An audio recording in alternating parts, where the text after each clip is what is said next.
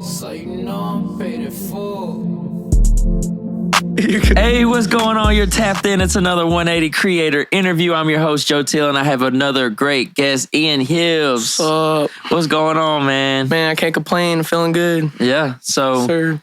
you do MMA. Yes, sir. You said Muay Thai. Muay Thai, kickboxing, I do it all. I do it all. Competed in all of them, so. Yeah. And you Sir. fought recently, right? You had a big one. Yeah, last weekend in Dallas at the Dub. Didn't you fight a couple weeks before that too? Or was that? No, that was a jiu-jitsu fight. Okay. It was just straight grappling, but it was at peak. They Okay, have, so Apex that was grappling. at peak. Yeah. Yeah. So that was like 3 weeks before my fight. And then I fought in Dallas. Yeah, and you're only 18? Yes, sir. Goodness. And so how many let's count them all together. How many fights have you had? So the 4 MMA, I've got 5 Muay Thai.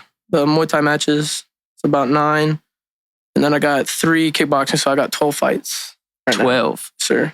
And you started, and that, how old were you when you started where these matches were like counting and stuff? I started grappling when I was about 10, 11. Yeah. And I didn't have my first kickboxing ordeal until I was about 14 or 15. Yeah. But ever since then, I've been getting it in fights, jiu-jitsu matches, everything. Yeah.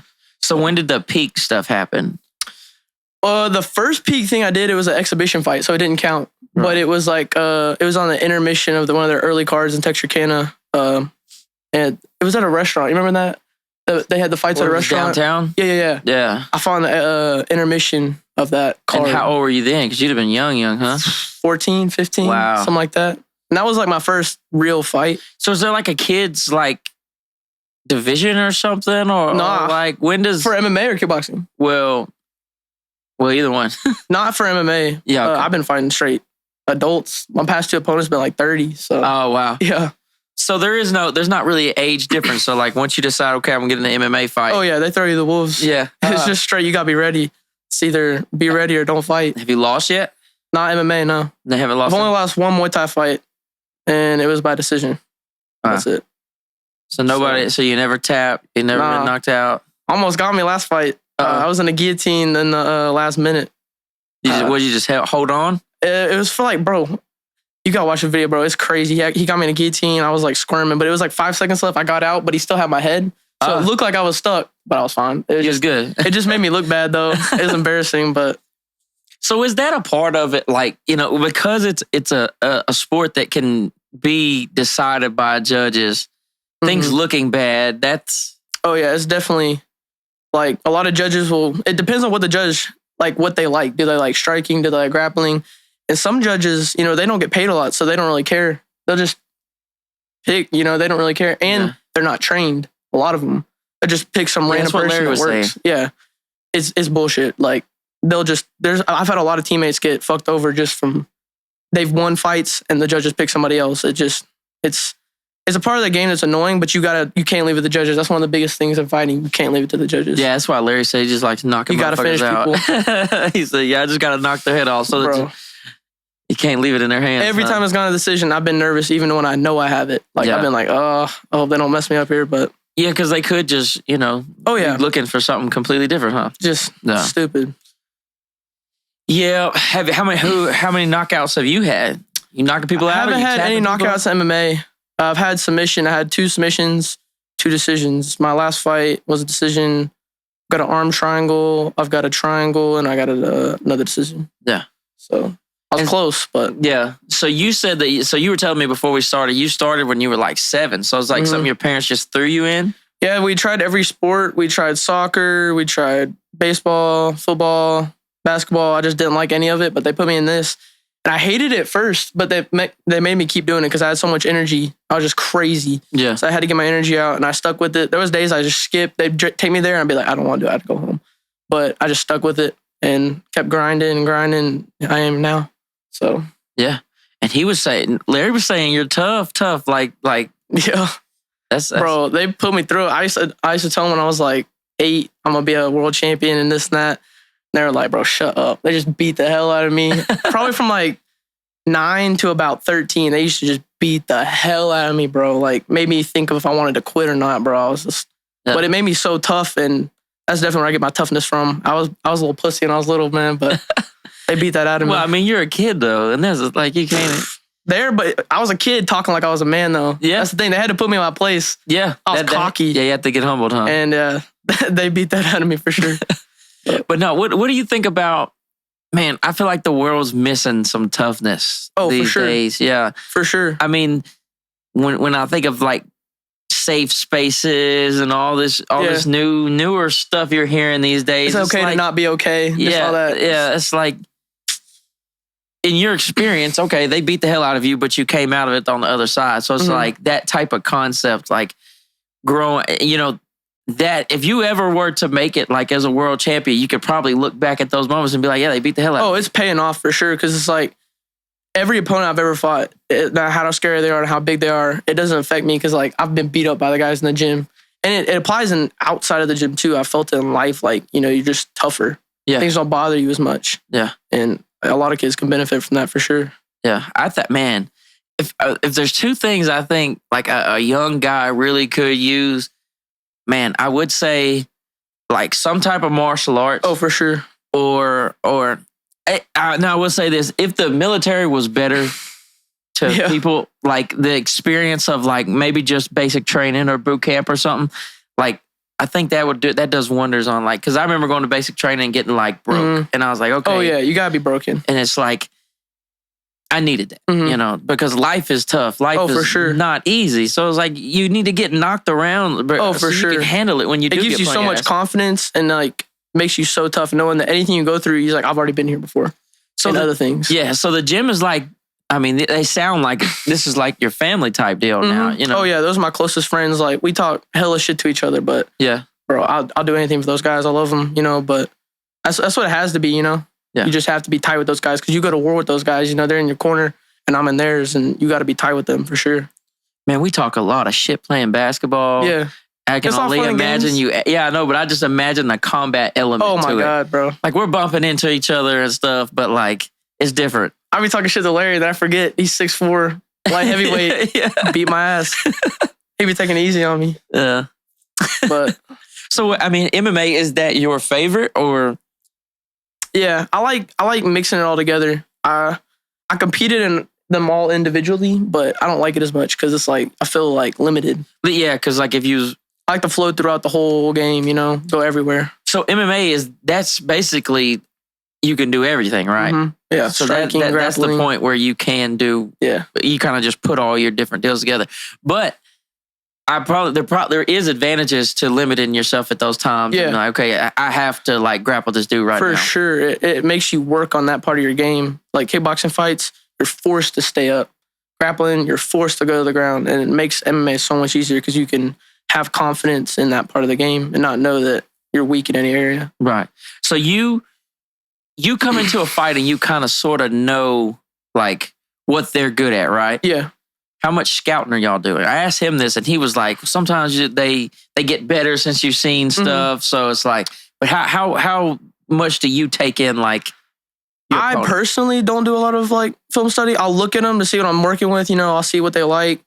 But maybe watch one of all their fights once. My coach, Craig Campbell, he just goes dumb. He watches hours of our opponents, so he does a lot of that for me, and I trust him. Film. So he handles all that part, and he gives me the game plan, and all I focus on is drilling the game plan and focus on myself because I can't control how good he's getting since I watched him. Right. I can't control any of that, but I can control how good I am and my confidence and my skills. That's all I focus on, really. Yeah, that's a good answer. Yeah, so the coach is a big part. Is he coaching all of y'all, or do y'all have different coaches? Okay, so well, he's our coach. He's my main coach, head coach, and then Larry's like my striking. He gives me those tips. We all help each other, but Craig's the main coach over us all. You said Craig Campbell? Yes, sir. Yeah, shout out to him. I need to get him on here. Oh yeah, yeah. He's fun. Yeah, I need to get him on here. I love this stuff, dude. I love fighting. I love watching it. It's awesome. I'm a big Joe Rogan dude. I love listening to Joe Rogan. I listen to him every day. Oh, you listen to the podcast? Oh, man. I just got done with the Hoist Gracie one he did the other day. Oh, yeah. The MMA fighter episode. Yeah. Do you listen to the other ones, or you just listen to the MMA ones? I listen to Joe Rogan, what's the other dude? Something Freeman. Oh, Lex Freeman? Lex Freeman. Yeah. Those guys. But like the episodes like with... you like when comics and stuff come on? Do you listen to them, or you just mainly the MMA? I listen to some of the comic ones. Those are funny. Yeah, like fun to listen to. You ever listen to the scientists and stuff? They come on there. I've listened to a couple of ones. The one with Elon Musk. Yeah, that was a good one. Yeah. There's a couple other ones. I can't remember their name, but they're like messing with your head. What did you think about Elon Musk was saying he would beat up Zuckerberg and like they had the little beef? What do you think about that? Elon seems smart till he says stuff like that. Like, and Zuckerberg trains. You can see him training. He's been training. Elon Musk just like sits in his office. He said he was just lifting weights while he was working, bro. I got Zuckerberg.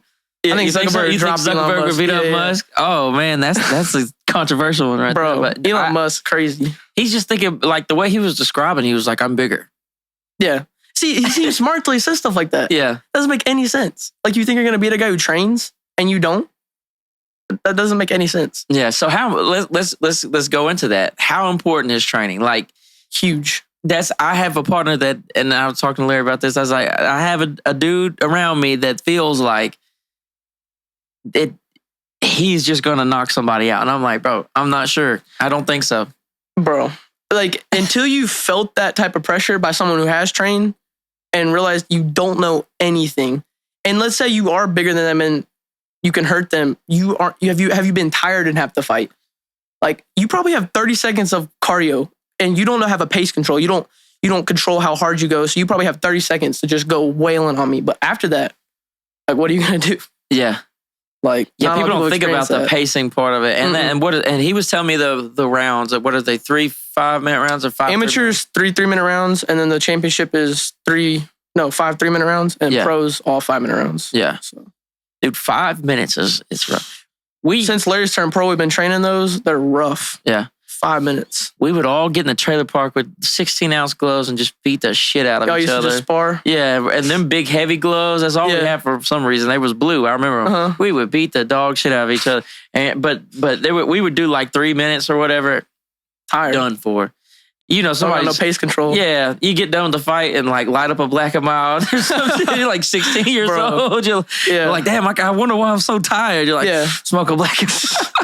Yeah, that's like one of my biggest confidences going to a fight. Like we work our conditioning so much. We just go to that dark place, pushing yourself so hard past the limits where you feel like you're going to die after. And that gives you so much confidence because, I can push 100% this whole fight and not have to worry about anything. Yeah. Cardio is a huge part of the game. Have you ran into an opponent that was gassed? Mm-hmm. He was gassed, you wasn't gassed. 2 fights ago, I took that 155 fight. I went up 2 weight classes. It was a 5-round fight. And he went hard the first minute, first 2 rounds.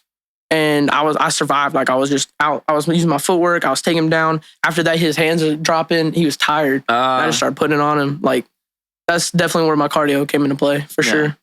So do you do any running or anything like that? Or is it all cardio that is like, this is what we're doing? Like it's an accumulation of things like all throughout the week. 2-3 times a week, I'll do a low base run. Just keep my heart rate pretty low. But it like steady for 20-30 minutes.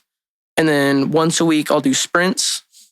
Those sprints are like 30-second go on the bike, fast you can go, 10-second rest for 5 rounds, just stuff like that, adding those all together. And then 3 weeks out, we start doing like circuits where Craig will just yell at us different exercises we have to go, all for 3 5-minute rounds, 5 3-minute rounds, just stuff like that unpredictable cardio. Which is the accumulation of all the things you do throughout the week over a camp, like an 8-week camp. Yeah. So, yeah. So 8 weeks, and that's like preparation. Ideally, sometimes coming it's like 3 into weeks. A fight, right? Yeah. Sometimes, like lately, like I'm fighting possibly June 8th, and I've only had like 3 weeks to prepare.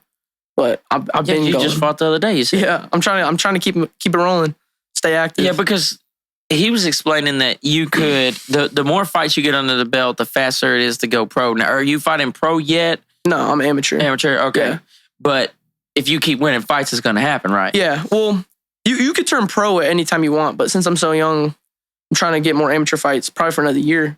Yeah. But we're probably going to have to travel because it's like once you fight, the more guys you beat, the more people don't want to fight you. Really? Yeah. Really? Oh. It's weird, bro. It's like... No, it's not weird. It makes a lot of sense. Well, but as an amateur, yeah, I understand it from that point of view. But as an amateur, I'm fighting like I have 2 lives, because I'm going to start over when I turn pro. Yeah, so you're telling me that you're whatchamacallit. Yeah. What is that called? Your Record. That's what that is, yeah. And I'm fighting like I have 2 lives. I'm just fighting for experience right now. I'll fight anybody because I don't care about the result right now. none of that matters. I'm 4-0, but none of that matters because once I turn pro, I'm 0-0. You know? Yeah. So I'm fighting like I have 2 lives. I'm trying to fight anybody. I don't care who it is. Anybody's an amateur around me, I'll fight anybody because I'm just trying to get that experience. Yeah, you motherfucker listening.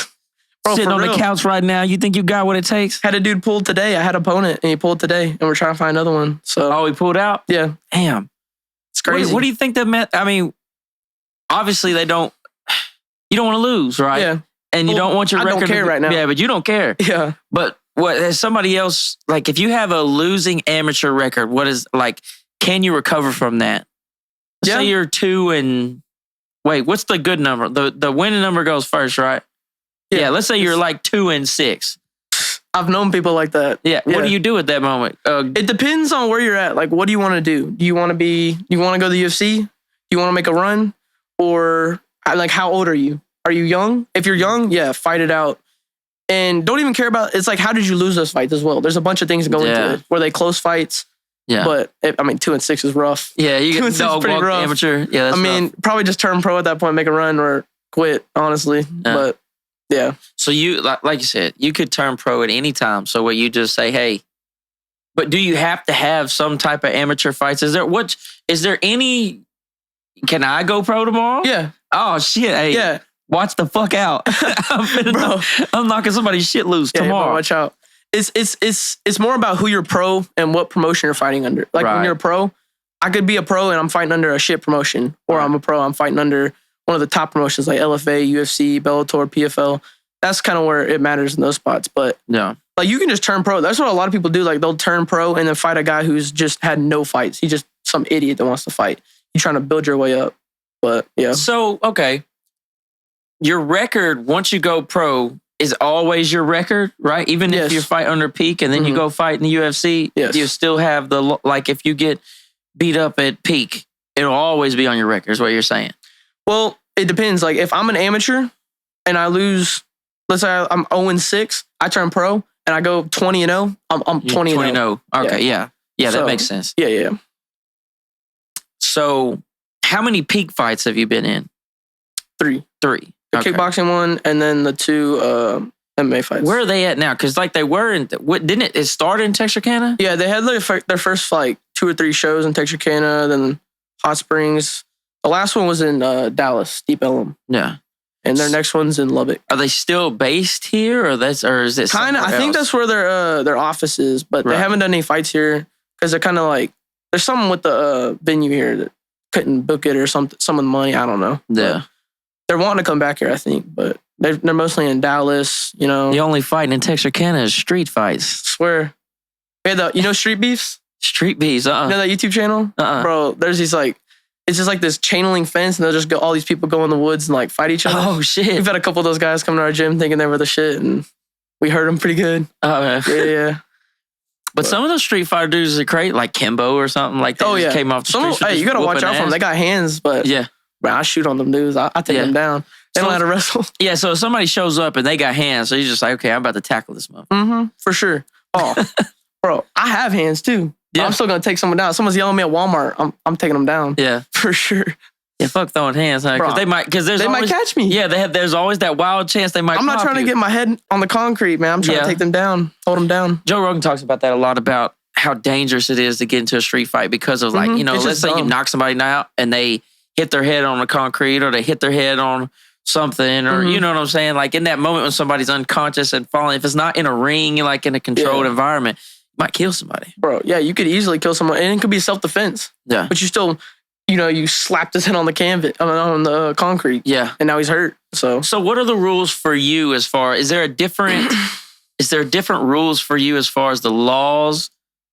Like you get into an altercation in public because you are a trained fighter. Yeah, I think there is, like, if you get into a fight and they like know you trained, I think it's, a cop was telling me how it works, but I think it's, you get in trouble. You're held to a higher standard. You're supposed to like not fight since you could beat them. You're supposed to like not get into that situation. Yeah, like try to diffuse it. Yeah, especially our ears, man. Our cauliflower ears, that give us away easy. Yeah. That's a giveaway. Helps. So how long have you had? Has that since I was about 12? Wow. From grappling all the time. Yeah. A lot of wrestlers have them.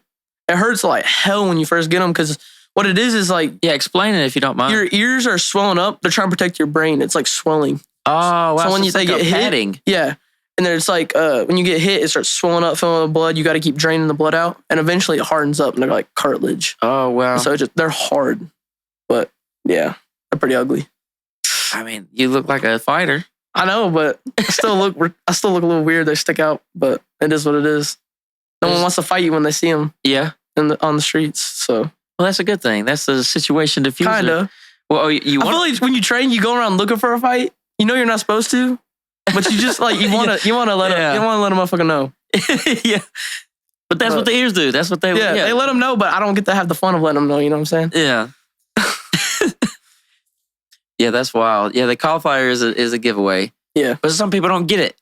I was just sitting to Rogan talk about that. He's like, some people just don't get it. Like They're sometimes dumb. they can just get. Is there a way to avoid it? Altercation? No, like the ears. Yeah, you can wear those wrestling headgears. You know what I'm talking about? The puffy things. Yeah, you just look retarded when you wear Yeah, it. I'm about to say, yeah, people ain't. Nobody wears those at our gym. It's like, yeah, you're a pussy if you wear that, but I probably should have worn them. But the thing is, like, when you get into a fight, you're not going to have headgear. So it's like you almost got to train how you're going to fight, right? Yeah. Training those full big headgears, like, are bad. Like, you have less peripheral vision, you know. The only thing they do is to prevent cuts. But you still get brain damage the same way. It's like, if I hit you in the head with no headgear and with the headgear, you're still going to get hurt. Like, if I sling your head back, you're getting hurt the same way. Yeah, because it's the impact, right? It's like your brain, your brain that CTE comes from, yeah. So there's no way to avoid that. So, like, you probably experienced some type of, like... Oh, for sure. I've had, like, probably one concussion. Yeah.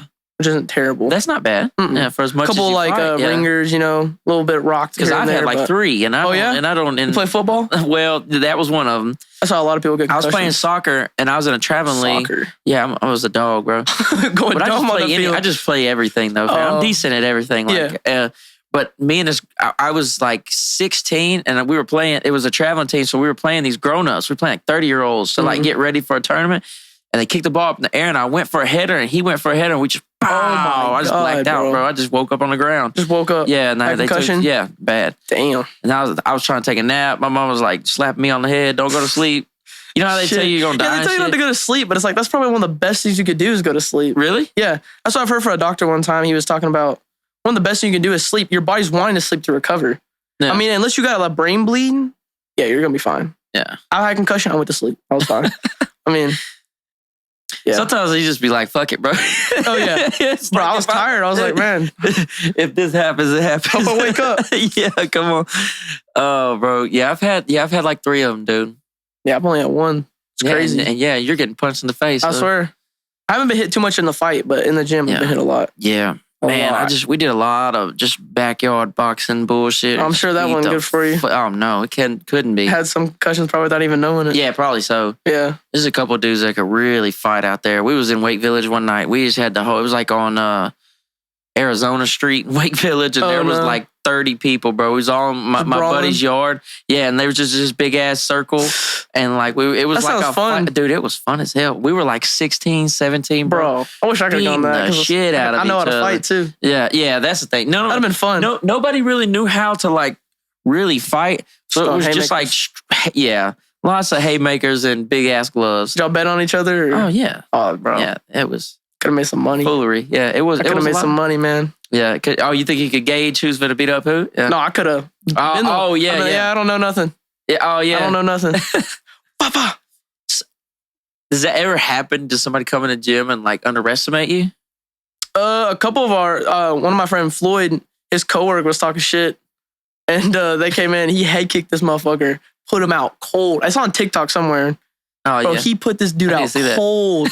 They were talking shit at work. I don't know what their situation was, but bro, he came in, they sparred, bro, threw a head kick, bro, just flatlined out. Bro, it was hilarious. But what's the wildest knockout you've ever seen? Was it that or something? In person, that one, for sure. Yeah, that was wild. It is wild when people go down because it's like it's such a crazy, stuck. It's like crazy. It's like their body just like, it's like they had to reboot or something. Bro. Their brain's trying to tell them to do the last thing they were thinking. They're just like, Is that what that is? I'm pretty sure. Your brain was sending like the message to your muscles and then you got dropped. Real reset. Golly, bro. That is insane, bro. Just getting for sure. punched in the and then waking up. Mm-hmm. sometimes people get like knocked out and like they'd be like, why'd you get in the fight? If you ever experienced that? I haven't. I've seen people who have though. They think they're not out and they want to keep fighting. Yeah, they're just fucking They just woke up there. They don't know what's happening. It's like, why but they're like, the fight? My coach always says it's like, it's a bad day if you woke up in your shorts and you don't know how you're there. You just woke up in a cage. It's not been a good day. No. Not at all.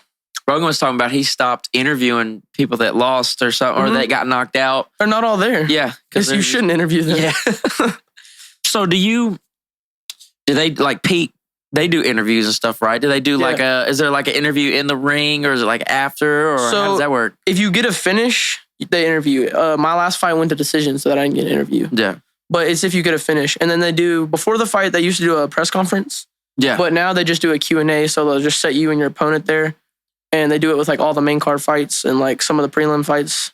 And basically it's just made for you guys to talk shit to each other. Yeah. And if you don't talk shit, Johnny Luis will try to make you talk shit. Like they'll just say like, do you like that? So like, I like it because you kind of get to let your opponent know what's up and kind of see what they're thinking and feel their energy. Right. But at the same time, it's like amateur. I'm doing this for free. Like I'm not getting paid. I'm just making this guy's promotion look better. So once I'm a pro, I'll talk shit because I'll be making money off that. Money shit, yeah. Yeah. Right now, it doesn't even matter. I talk a little bit of shit. Not much. How important do you think? Like, so you say it's an amateur fight. You show up. You probably don't know, dude. Right. A little bit of film. That's it. Yeah. So like, it's kind of, maybe, is it hard to get in their head? I don't feel like it's about getting in their head. It's about just kind of knowing where they're at, like how much intensity they have to them, and are they scared easily? Really, the way I get in their head is the face off. You just stare them like right in the eyes. Oh yeah, so give me your face off stare. Bro, I'll just be like dead. And you wait till they look away too. And even when he says, "All right, face the front for the pictures," you don't look. You wait till he goes first. Yes, a lot of times they'll try to shake your hand. And they'll be like, you go out there, you shake their hand, then you'll face off. They'll shake my hand again. And that's why I know I have them. You want to shake my hand. Why you shake my hand again? I swear, I can make don't shake the hand twice. You look like a bitch. I can make a highlight video of how many times people shook my hand twice. That's how you know you have them. So you feel like you got a good, intimidating stare. My last fight, I faced off with him. I was looking in his eye. He shook my hand. We faced off. Then after he hugged me, he brought me in all the way. And I was like, bro, you a bitch. I'm going to beat you up. I knew right there. That's like one way to know. For sure. That you got the upper hand before it starts. That's wild. Yeah. I never thought about that. That's how you know. That's like, why you hugging me twice? You don't even hug your friend probably, bro. Like, why you hugging me? Yeah. Like, I know I'm going to hurt you now. There's a lot of things that go into a fight, huh? Oh, for sure. And then as it gets bigger, the stage gets bigger. The press conferences get bigger. Yes. You got to be ready for it. Yeah. Then, I just see like the UFC guys going at each other like a week before the fight or whatever, a couple weeks before the fight, and they're talking. You gotta be ready for that. And shit, yeah. By the time I get there, I'm gonna have my stuff planned out. What I'm gonna say. I don't want to be like one of those guys that look stupid. You know, just saying dumb stuff. I'm gonna be calculated with that part. I definitely.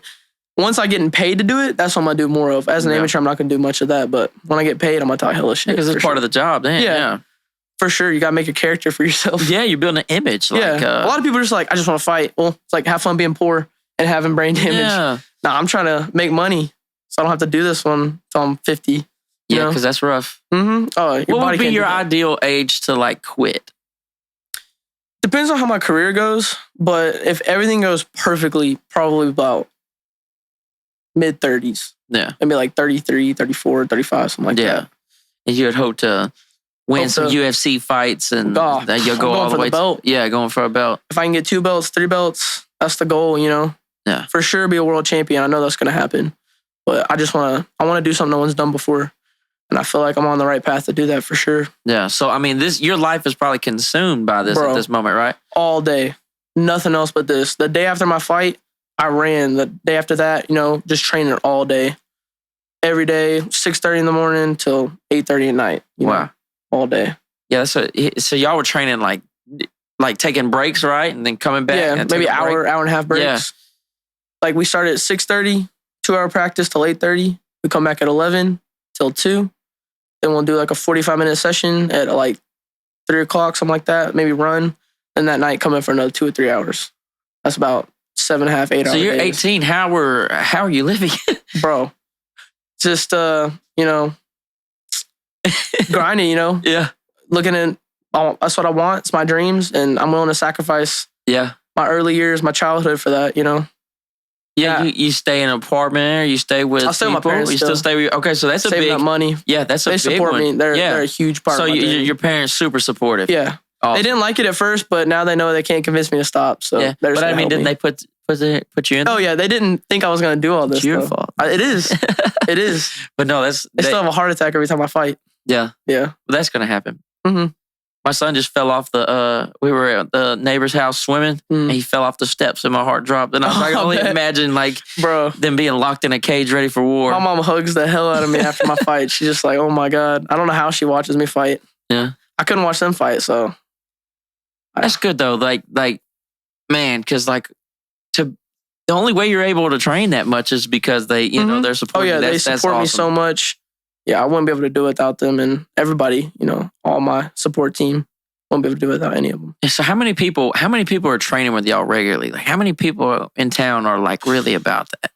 Right now we have me, Larry, and we have about 3 or 4 other fighters. But most of the training sessions like in the morning and then in the afternoons it's just me and him. Yeah. And then the rest of them be with the fight team and then everybody that trains at our gym. We have a lot of people that don't fight that are pretty good though. Yeah. They just like it. They're hobbyists, but they still give us good work. Show up, spar. Yeah, better. grapple, spar, drill, all that good stuff. Man, that's some wild stuff, dude. Is there something instinctual in there about fighting? Like, can anybody train and become a fighter? Do you think there's something in you? I think it has to be something in you or built because not everybody can step in a cage and no one really knows what it's like to step in a cage and everybody's watching you and they want you to be attacked by this person and I want you to attack this person. Right. It's like some gladiator type shit. Yeah, that's exactly. It's like in my mind that sounds like. And that feeling is crazy. Looking at this guy knowing he wants to hurt me so bad and I want to hurt him so bad. No, not everybody has that in them. I don't expect everybody to have that in them. Yeah. But it takes a special type of person for sure. And different people have different fight or flight responses too. As I've gotten older, I've noticed that like, dude, I'm like always flight. But I'm old and I have kids now. So it's like, whereas when I was a teenager, I'd have been like, yeah, let's fucking fight. But now it's like, hey, let's talk about this. You know what I mean? It's actually, you have to be like strategic with how you use your adrenaline. My first fight, I had an adrenaline dump in the back before I fought and I felt it in the fight. So you got to be like calm. You can't just be screaming, beating your chest. Nah, you got to be calm until the fight happens, at least for me. And that's when you use the adrenaline. The adrenaline happens in the fight.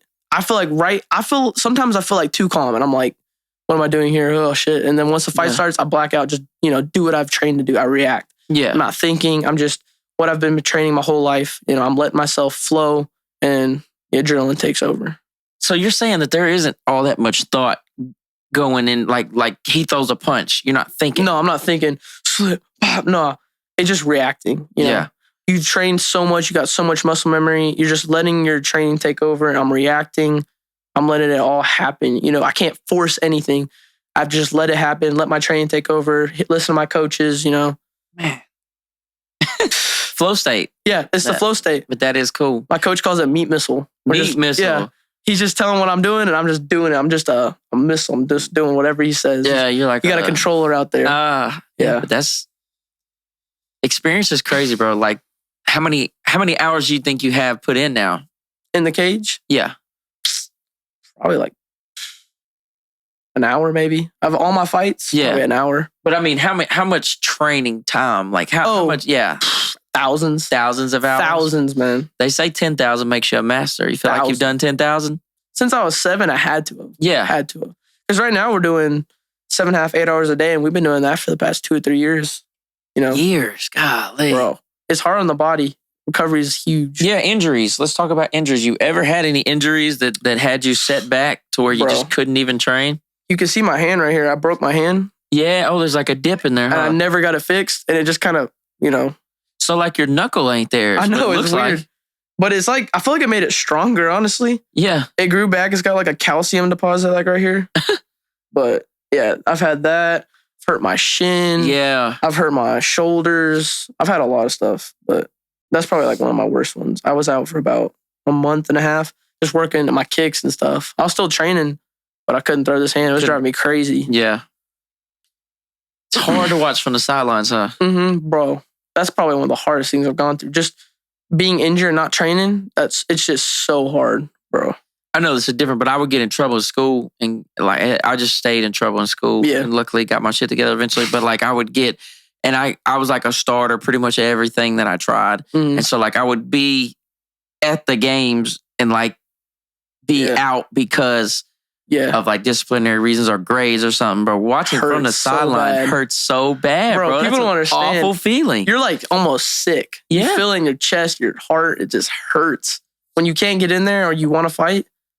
Bro, it's horrible. It's the same thing when you can't get a fight or you haven't fought in a while. Yeah, because I just saw Larry posted on his story. He's like, bro, he's going in his crazy. feelings lately. Yeah. Nobody wants to fight him. And if they do, it's like they want extra money or they want plane tickets or they want this or that.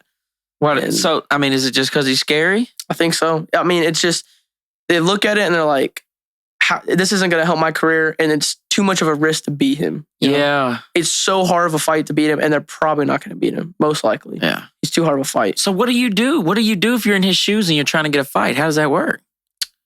Just got to find some dumb bitch to get in there. And maybe raise the money up, you know, tell the promoter to give them more money. Wait till the right guy comes along. I think he's going to do something with them here in the next couple months, though. Yeah. For sure. Because whenever y'all are both fighting, I'm going to go see it, bro. Yeah. I want to go watch y'all fight. We were supposed to fight the same card, June 8th, but his got moved again. Yeah. And they're still trying to find me an opponent. So, yeah, it's rough. The perils of being good. Bro, nobody wants to fuck with you. You win and then you're like, shit, I'm never going to fight again. Yeah. So you really feel like that, huh? Yeah. If you put on a good performance, you're like, fuck. Because are people just trying to look good? Yeah. So like they don't ever want to look bad? They're not real fighters. You know, a lot of people fighting to win. You have to fight to fight. They want to get in, win, and get out. They don't want to fight. Yeah. You know? And that's what a lot of people, they don't want to fight. So you just got to love it. Yeah. You got to love that combat side of it. You got to be a martial artist. You can't just be a fighter. Right, you know? right. Being a fighter is like almost doing it for the way you look. I'm a fighter. I fight. No, you got to be a martial artist and you got to love it. You got to live that martial arts lifestyle. Did you ever tap into any of like the spiritual side of martial arts? Like kind of like the old Eastern? Not really. Yeah. I feel like there is like almost a spiritual part to it though. You know? Yeah. Pushing really hard in camp, you know? There's almost like a spiritual, it's very spiritual when you fight, I feel like. It's almost like a meditation. Like you go deep inside yourself and you find stuff out about yourself. It's like you're in the back seat and just watching it all happen. It's very... Wow, so you feel like out of body almost when you fight. It's so wild. And like the day after, you feel like your head's all messed up. You're like angry, you're happy, you're sad. All your emotions are kind of messed up because it's like you prepared your mind so much for that. That could be the CTE too, though. Probably. I might just have crazy brain damage. That might be it. No. But no, that makes sense though, because it's like, I don't know, man. When you train so much for something and then it happens, and it's a lot, and that's really a life lesson. That's something that's just like you have to learn to love the journey. You have to learn to love the actual fight, because like if you're chasing, like if the goal is meant to make you happy, you're in for bad news because like once you get that goal, instinctively you'll enjoy that shit for like 5 minutes. Yeah. And you'll be like, what is the next goal? And that's why you've got to like you gotta enjoy the process. Yeah, you gotta enjoy the process. You gotta love what you do every single day. And that's what I love grinding. It might look like I'm miserable from the outside. It might look like I'm constantly working. And sometimes I am. But then once I'm not and I love it again, bro, I love constantly getting better. I love constantly grinding. I love watching myself get better, put in the work, and then see myself get better. I want to keep improving. You know, after this, I'll probably be a coach. You know, I just want to keep improving, keep going. So once you fight your fights, you'll be ready to teach somebody else. Yeah, for sure. I would love to be a coach one day. Are most coaches fighters? Yeah. I don't know how some people have coaches that aren't fighters, because it's like he's never been through what I'm doing. So like, why would I listen to him? But I mean, like there's NBA coaches that never played in the NBA. But it's like, it's different. I feel like with fighting, because it's like, have you ever had a man want to kill you? Like, you don't know what you're telling me. Yeah, for sure. For sure, skill-wise, there's definitely masterminds out there who have never fought. But yeah, because there's some little short white dude out there coaching the NBA right now that can just see the game. There's some people like that that are just crazy and their mental is just insane. Like, and there's definitely guys like that in the game, but I like having my coach have fought before. Yeah. So like, does it ever? Well, you say you don't really think during the fights because I was going to ask like, does it ever feel like a chess match where like he makes a move and then you have to counter that move, but you're thinking you're not really. There's parts where you kind of are thinking, but it's really not like. It's like you're reacting, and I'm like sensing and like seeing it all happen, but I'm not thinking about it. I'm just seeing it happen. I'm like, oh, it's almost like you're just humming the whole thing. You're like, That's how I feel about it. So like in between rounds though, like, so you're getting instructions though, right? Mm-hmm. I'm listening to that and I'm not like thinking, it's not too deep. They're not being like, go for this leg kick and then go for the game plan, this, and that. They're just like, reminding you a couple things, telling you to breathe, drive your breath, and just, whatever I'm messing up, what can we add? Maybe some slight thing to add, maybe more footwork, more jabs, something like that. Yeah. But yeah. These are not like, it's not game changing. No. Yeah, like no one's ever just said something that's been like, God, this is what I need to kill him. Yeah, uppercut and then he dies. Like, no. Yeah, so it's, man, what an exhilarating deal to just be in a fucking cage with somebody that wants to hurt you bad. It's crazy. You ever get in a fight and to get in a cage with somebody and it seems like they don't want to fight you? Or I feel like always that aggression back. It's happened in the fight. Like, there's a part where they give up. You feel their will break. What does that do to you? Bro. To look in another man's eyes after you've broken? It's like putting blood in the water for a shark. Yeah, bro.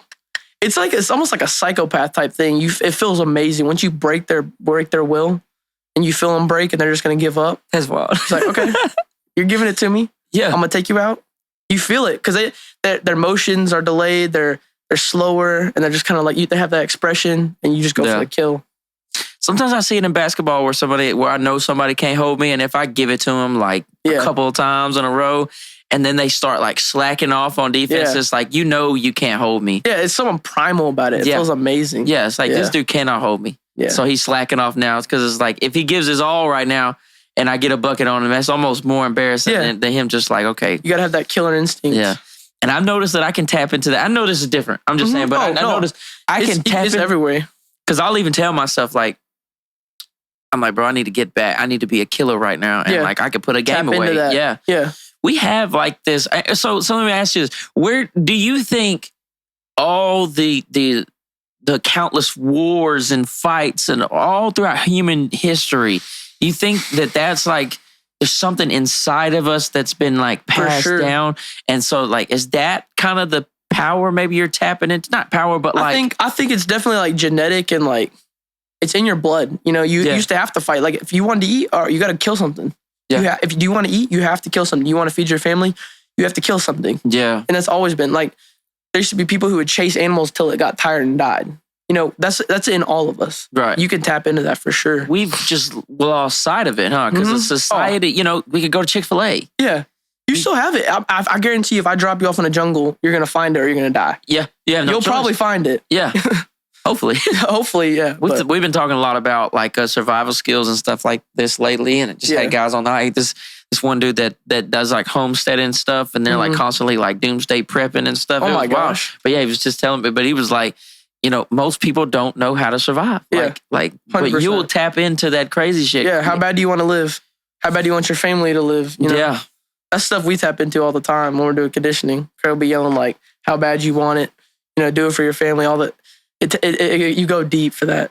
Yeah. For that stuff for sure. And you think it's something inside of us, huh? Like you said, maybe genetic and stuff. But do like your family have it, or do you think everybody could have access to that?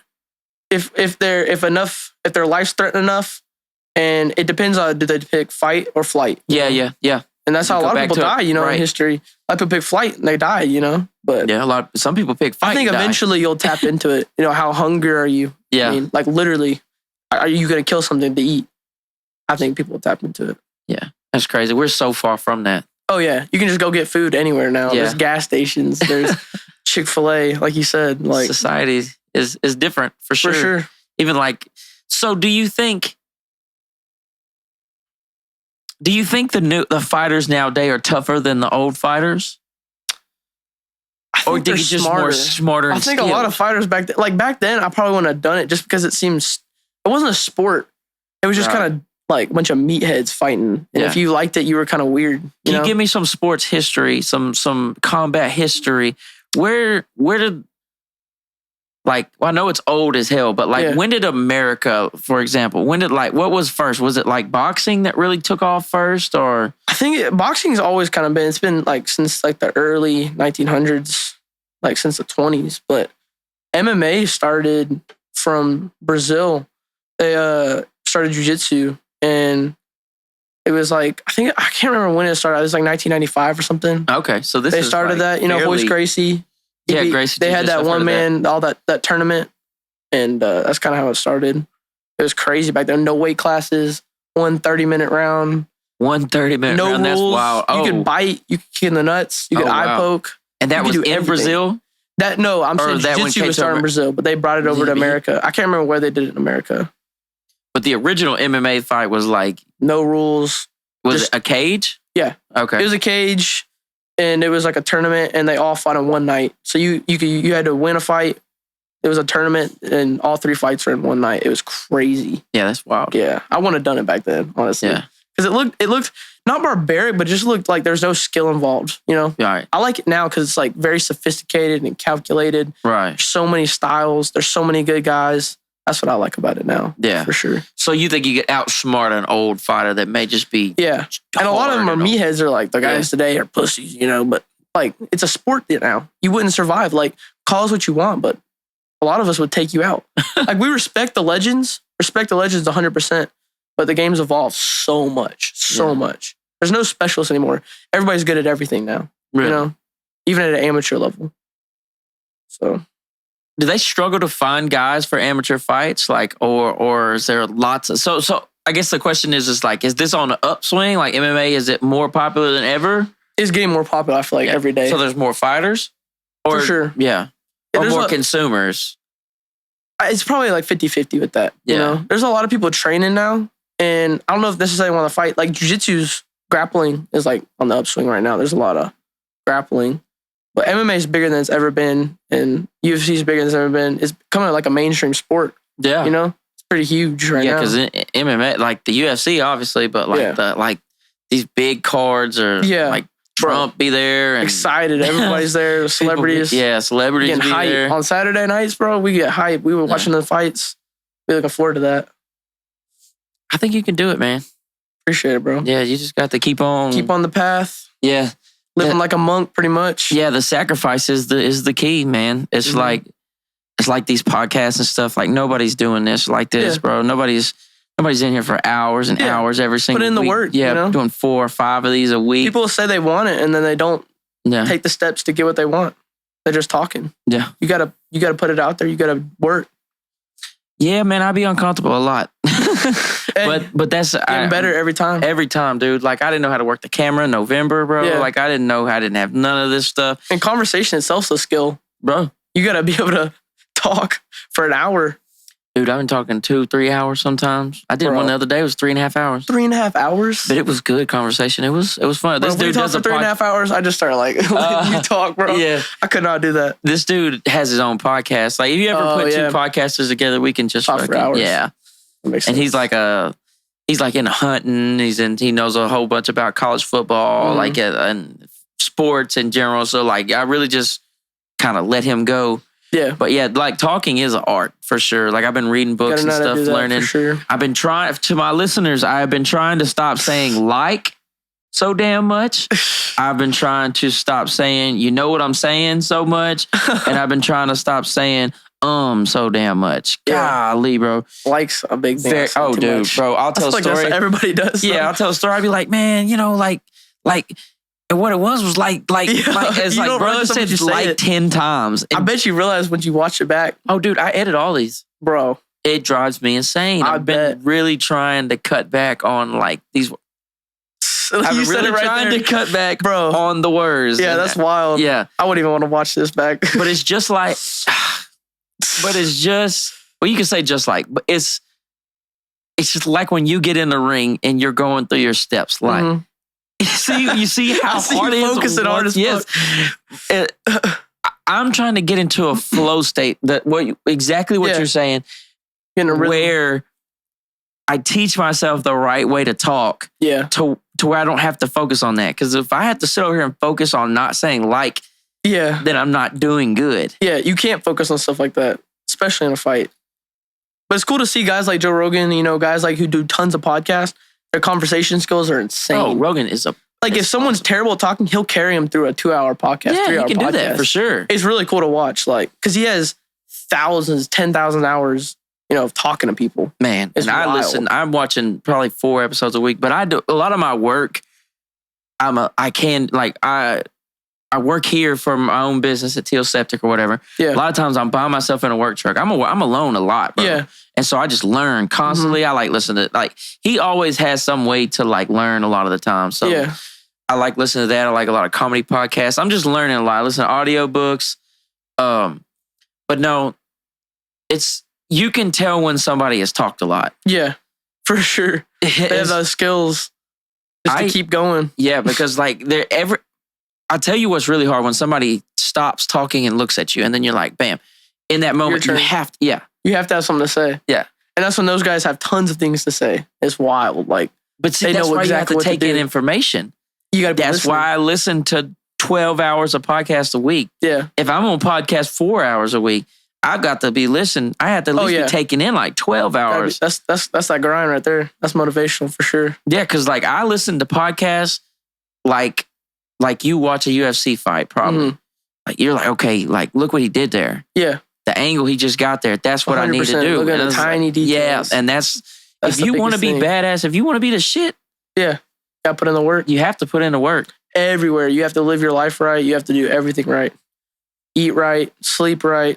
Diet. Yeah, let's end with that. So walk me through your diet. How serious is this? Right now, I mean, tons of but right now, it's not crazy serious until you get about 2 weeks out, week and a half out. But right now, when I'm doing hard hours in the gym, hard conditioning, burn tons of calories. I mean, tons of carbs. I mean, tons of stuff like bagels. I mean, oatmeal, chicken breasts, rice. I mean, heavy, dense stuff. But closer to the fight, a week out, you start lowering your carbs, drinking lots of water loading so you can weight cut. Yeah. So you can kind of be loose with it. You just have to, when it's time to lock in, you lock in. Yeah, I keep a journal of my weight every morning. And so when I'm getting close to a fight, I can look at what I was last fight. And if it's crazy off, I know I need to diet more. But if I'm on track, I'll just keep eating the same way I am. Yeah. And that's why it's so important to journal your weight as a fighter so you can know, you can just trust the process. So you weigh yourself every single day? Pretty much, yeah. Well, as soon as I get to the gym in the morning, I weigh myself. Yeah. Yeah. It's best to do it in the morning before you eat anything. Because that's what my wife always telling me. Yeah. Because I'm 5 pounds more every night. Yeah. Just from the foolery of the day. Yeah, the water, the food, every day. So if somebody was listening and they want to get into MMA, what would you tell them to land the whole deal? What inspiration would you have for someone like that? First of all, it would be, are you trying to fight or is it for self-defense? And if it's for self-defense, 100% get into it. Yeah. The confidence you'll have in life and being able to deal with struggle from dealing with struggle in the gym is huge. But if you want to fight, make sure you really know you want to do that, because spar in the gym, have your butt kicked, be broken, be destroyed. And if you still want to do it, go for it. But there's a lot of people who think they want to fight and then they go out there and get obliterated. Really know you want to fight. Put yourself in those situations before you get in the cage. That's what I would say to those people. Yeah. Hell yeah, man. Well, that was inspirational. I like, man, when I sat in here with Larry, I was like, man, the way they're dedicated to this stuff, it makes me want to go harder in what I'm doing. And it's you got the same energy. That motivation. Yeah. And so talking to you has got me hyped back up on making sure I do my shit, So I want to watch y'all fight. I want to come to a fight. Soon. My fights are on YouTube, so go check that out. Yeah, I need to go back and watch what you got going on. Fights on YouTube, Instagram. Yeah, send me your YouTube channel. If I you will. Don't mind. I will. Yeah, because I got Larry's, but yeah, man, I need to be there. I want to show up and it's fun watching fight, bro. The energy is insane. You can feel it. What the fighters are feeling almost. But I got a wireless setup, man. A little bit of a wireless setup, man. I'd like to go in there and get some content with y'all. Oh yeah, that'd be lit. Yeah. Oh yeah, we're down. Yeah. We're down for sure. Heck yeah. Well, hey, man, we appreciate you. Yeah, man. Appreciate it, man. Yeah. Thank you for having me on. Oh, yeah, no Appreciate doubt, you, man. bro. You tapped into another episode. Like, share, and subscribe. Do all that cool shit. Hit the bell to let you know when new episodes are dropping. Yeah, man, I'm dropping like 3 to 5 episodes a week because I'm not bullshitting. And there you have it, man. Y'all be blessed. You have a great day. Appreciate you.